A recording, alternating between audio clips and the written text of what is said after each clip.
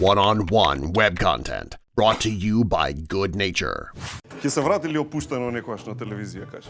Кога ќе остарам, Жаре, Тогаш ли? значи решив дека таа емисија толку трнлив пат има на медиумите да тоа е невидено. Значи, од Сител на А1 отидовме ја затворија. Мислев и МТВ дека ќе ја затворат. Сега кога бевме 3 години на МТВ, после не укинаа на МТВ сами. При изгласан буџет у собрание не ни продолжија сезона и ни една друга телевизија нормално не се заинтересира да го продолжиме тоа. Го раскинавме и со Део, нели, партнерството. И моментов е на пауза, значи. Не, Део ми откажа. Последната емисија најави дека повеќе не сака да биде дело допуштено. Побарав едно другарче во меѓувреме. Се вика Дејан? Да го замени? Да! Па нека види како е. Висок е. Ке му не бе низок, то висок е. Дејан. Деки кај си бе? Па ја малце да му се изживljавам на него. И кажи го, нема заинтересирани и решив кога ќе напунам 62 години, дека ќе рестартирам опуштено Youngblood. На интернет. Ќе се вика Youngblood.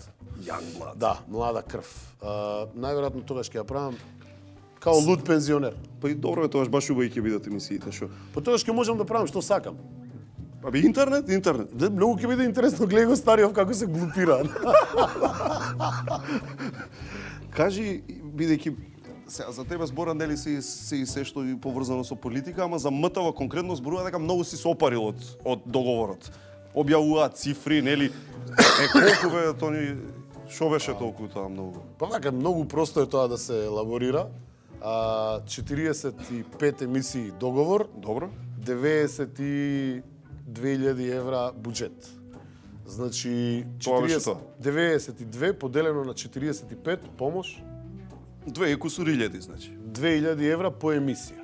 Добро. Да, ете, тоа Тоа беше е све Тоа. од тука, значи Дејан и тие 2000, тоа, Од значи. тие 2000, значи Дејан како ководител, бенд, монтажер, организацијски тим и продукцијски трошкови. Значи- Со мој хонорар, да речеме и мој хонорар во тоа. Тоа е нешто од прилика што, па, ќе ти кажам сега од прилика вака, точно кога ќе 1800 чисти да ги поделиш на екипата.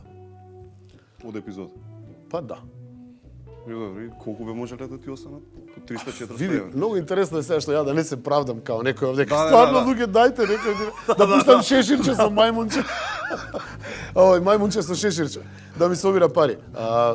Соработката со МТВ беше навистина, сега не е професионално, можеби да се изнесува тоа, меѓутоа некоректна. За 3 години соработка, па најмалце 5 пати сум блокиран. Фирмата е блокирана од УЈП.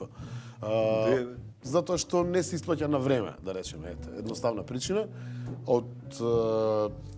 Заради тие казни, да речеме, дека не сум земал хонорар 2 години од таа емисија. Па ме одблокира пред месец и пол. А не идам више 2 години. Од прилика некако таму, тоа е моето опарување со МТВ, изгубив бонитет на фирмата, не можам да конкурирам. Имам некоја мини продукција, таа најверојатно ќе ја затворам заради опуштено, нели, као и твојава што имаш. Секој за својата емисија се отвара по една продукција, па после ја затвора. Значи тоа беше со МТВ да работава. Толку е со МТВ соработката. Одлично е од една страна што не бараш спонзори, затоа што ја не можам да се продадам. Имаш буџет кој ти е определен. Бркаш работа. И бркаш работа, А значи. другиве, да речеме, како беше пример со Сител, како беше и таму беше едно време? Таму Таму бев- па зошто престана? Па таму ме цензурира. Имав еден стендап на почетокот на емисијата во кој што се смеев на темата дека тогаш излезе Ѓорѓи Иванов со една информација председателот, само што избран, дека живее со својата мајка. Добро. И ние направивме еден мини стендап, замисли да си председател да живееш со мајка ти. У детска соба. Кај Ѓорѓи е него у детска.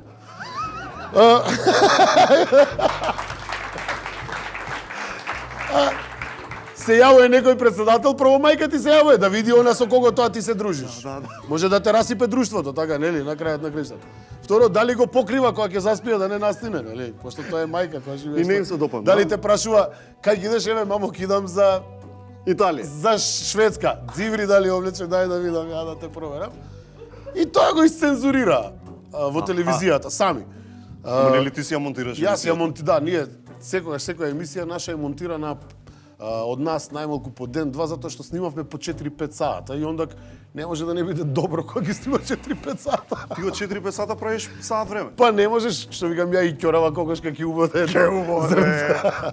И ми ја измонтира они сами емисијата, го видов. Тоа се налутив буквално, довидување и си заминав. После 3 години од директорот бев примен за тие 3 години 2 пати у Ходник. Као најгледаниот бренд на телевизијата у тоа време, најгледана емисија беше.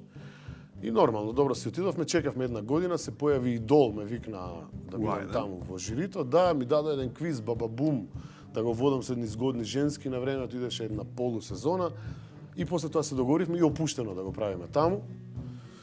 Го направивме со буквално вака, што имате у студио тоа, дај тоа, стави тука, готово, почињаме снима. И така беше, ако погледнете еден метален круг, без рефлектори на него, тросет, двосет и почнавме да снимаме.